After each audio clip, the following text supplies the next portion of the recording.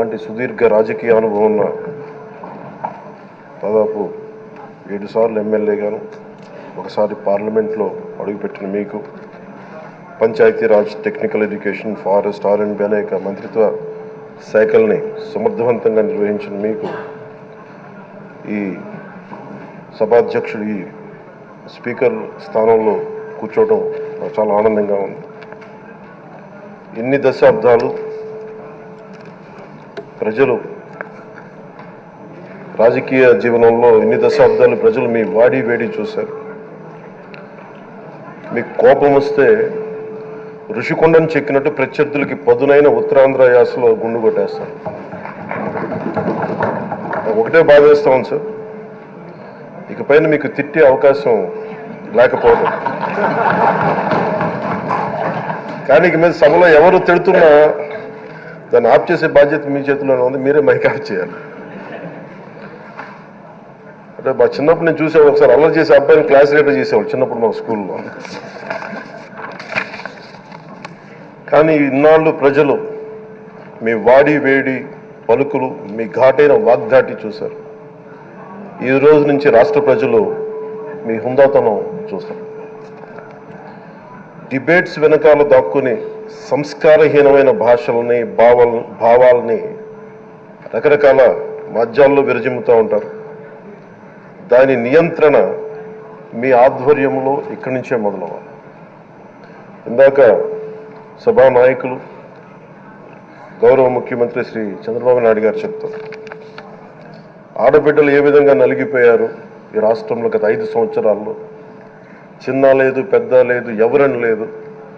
ఎవరన్నా సరే ఒక మాట మాట్లాడితే వాళ్ళు వ్యక్తిగతంగా దూషణ, సోషల్ మీడియాలో వాళ్ళని క్యారెక్టర్ అసాసినేట్ చేయటం, వాళ్ళు పెద్ద నాయకులు కావచ్చు, కార్యకర్తలు కావచ్చు, లేదా వాళ్ళకి ఎదురు తిరిగి ఒక ఒపీనియన్ చెప్పి ఎవరైనా సగటు మనిషి కూడా కావచ్చు. అది ఇక్కడితో ఈ రోజు నుంచి ఆగిపోవాలి అధ్యక్ష. అది మీ ఆధ్వర్యంలోనే మొదలవ్వాలి. గత ప్రభుత్వం తాలూకు సభ జరిగిన విధానం చూస్తే ఈ వ్యక్తిగత దూషణ ఇవన్నీ చాలా ఇబ్బంది పెట్టే ప్రజలు. ఈ రోజున వాళ్ళకి 11 సీట్లకు పరిమితం అయ్యారు, ఈరోజు లేరు, ధైర్యం లేదు వాళ్ళకి. విజయాన్ని తీసుకోగలిగారు కానీ ఓటమి కూడా ధైర్యంగా కూర్చుకునే వాళ్ళకి స్థాయి లేదు, వాళ్ళకి పారిపోయారు ఇక్కడి నుంచి. భావంలో ఉండే తీవ్రత భాషలో ఉండాల్సిన అవసరం లేదు. భాష మనుషుల్ని కలపడానికి కానీ విడగొట్టడానికి కాదు. భాష విద్వేషం రేపడానికి కాదు, పరిష్కరించడానికి. ఎంత జటిలమైన సమస్య అయినా, భయంకర సమస్య అయినా చర్చల ద్వారా పరిష్కరించుకోవడానికి కానీ వివాదం సృష్టించడానికి కాదు.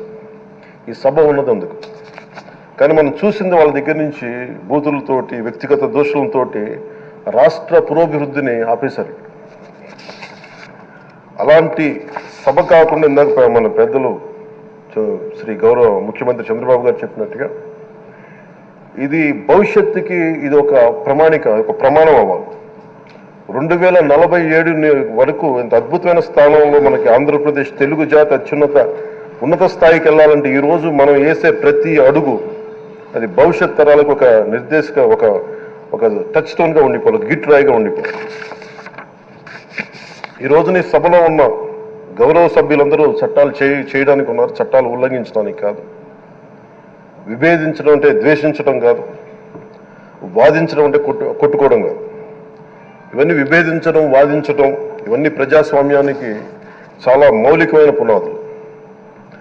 ఆంధ్రప్రదేశ్ ఆవిర్భావం జరిగి అసలు భాషా ప్రయుక్త రాష్ట్రాల ఆవిర్భావమే మన ఆంధ్ర రాజ్యంతో మొదలైంది. అమరజీవి పొట్టి శ్రీరాములు గారి బలిదానం మీద మన రాష్ట్రం పుట్టింది. 56 రోజులు తిండి తిప్పలు తినకుండా నరకం అనుభవిస్తూ ఆయన బలైపోయారు.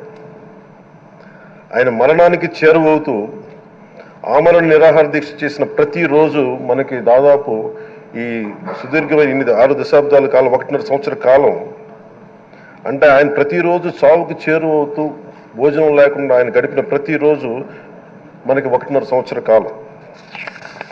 అలాంటి నేపథ్యంలో అలాంటి మహోన్నతుడు శ్రీ పొట్టి శ్రీరాములు గారి త్యాగాన్ని కనుక మనం ఈ సభలో ప్రజా సంక్షేమం కోసం మాత్రమే చర్చలు జరగాలి, వాదోపవాదాలు హద్దులు దాటకుండా ఉండాలి, వ్యక్తిగత దూషణకి తావివ్వకుండా ఉండాలి.